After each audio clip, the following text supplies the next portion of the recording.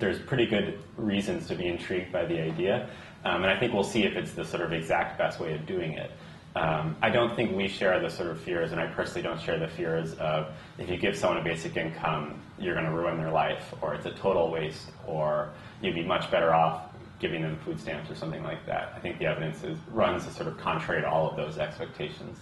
If you give people money, they spend it on things that improve their lives, and depending on how much you give or how you give it or who you give it to, the impacts might change. There might be sort of different specifics, but the thing that's consistent is you see positive improvements in people's lives.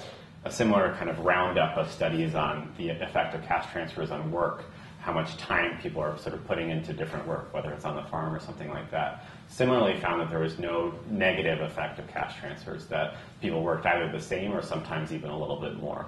A lot of times people want to do more, but they don't have capital. You know, we sort of think about people as, a lot of the basic income debate feels like, oh, you have to make sure that if they don't work, they'll starve and then they won't do anything.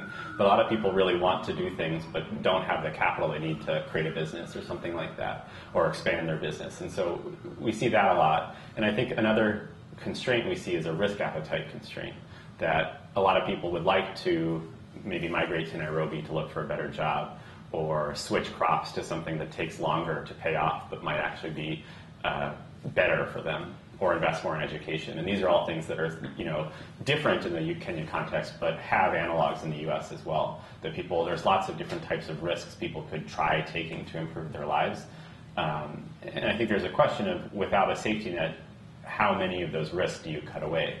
And on the converse, when you create that safety net, are you turning on a bunch more choices that people would sort of be willing to take once they know that they have some type of fallback?